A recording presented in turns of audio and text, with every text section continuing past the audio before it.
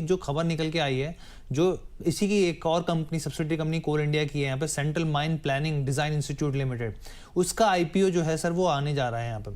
अब साफ तौर पे भारत कुकिंग कोल की बात करें, दबाव है, लेकिन वहीं दूसरी ओर अगर आप कोल इंडिया को देखें पूरे महीने भर के अंदर, तो जहां तक मैं राइट हूँ, हो सकता है थोड़ा सा डाटा वाइज ऊपर नीचे, लेकिन 14% के आसपास कुकिंग कोल ने महीने भर में जो है वो रिटर्न बना कर दिया है कोल इंडिया ने यहाँ पर।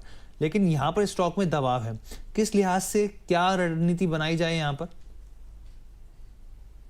जी बिल्कुल, देखिए ऑलरेडी कोल इंडिया को हमने देखा है एक अच्छा खासा रैली होते हुए। पहले मैं बता देता हूँ, भारत कोकिंग को लेके ऑलमोस्ट अभी 34 के रेंज में चल रहा है।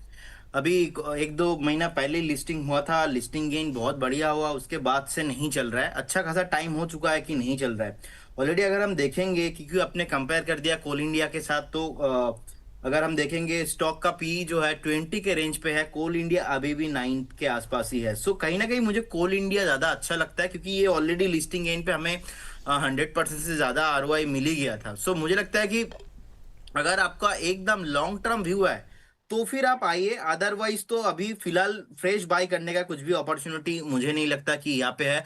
ऑलरेडी 41-42 के आसपास का एक रेसिस्टेंस है। अगर किसी के पास बाय चांस है, मान लीजिए आपने एग्जिट किया नहीं और आप होल्ड पे रख रहे हो, तो कहीं ना कहीं मुझे लगता है कि आपको एक स्टॉप लॉस जो है 32 के रेंज पे मेंटेन करना बहुत इंपॉर्टेंट हो जाएगा। 32 अगर कभी भी ब्रेक होता है तो फिर आपको फिक्स्ड एंड फाइनल आपको एग्जिट करना ही है। लेकिन अभी भी स्टॉक नहीं चलेगा। कंपेयर करेंगे तो कोल इंडिया ही अच्छा लगता है। कोल इंडिया पे रिसेंटली डिस्क्लेमर देना चाहूंगा, ऑलरेडी हमने क्लाइंट को कॉल भी दिया था 385-390 से।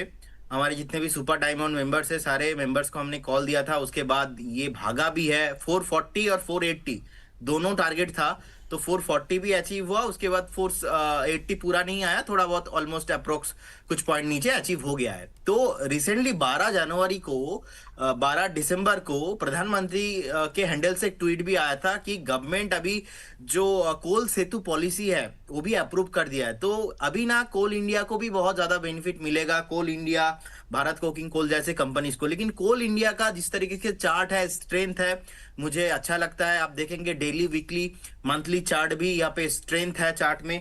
और अगर हम देखेंगे मार्केट कैप भी ऑलमोस्ट 2,83,000 करोड़ के आसपास है। स्टॉक का पी भी ज्यादा नहीं है, प्राइस टू अर्निंग रेशियो 9 के आसपास है।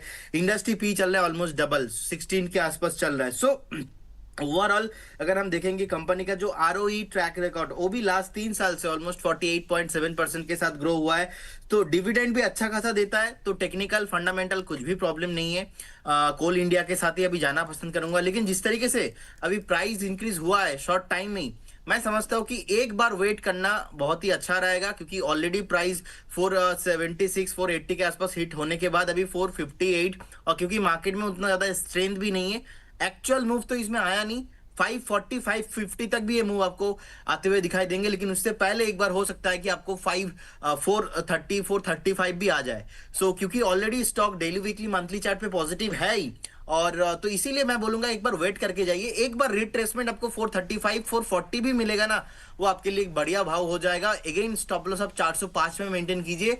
टारगेट आपको पहला 480, उसके बाद 520 530 तक आपको आते हुए दिखाई देंगे। अब देखिए मार्केट में तो नुकसान हो ही रहा है, थोड़ा अप डाउन है, लेकिन कोल इंडिया जैसे स्टॉक, क्वालिटी स्टॉक्स आपको रडार पे रखना चाहिए। वो एक डायलॉग मुझे याद आ रहा है कि हम्म। लोग कहता है कि वो नहीं, जो एक डायलॉग मैंने एक शेर शायरी लिखा था कि अच्छा।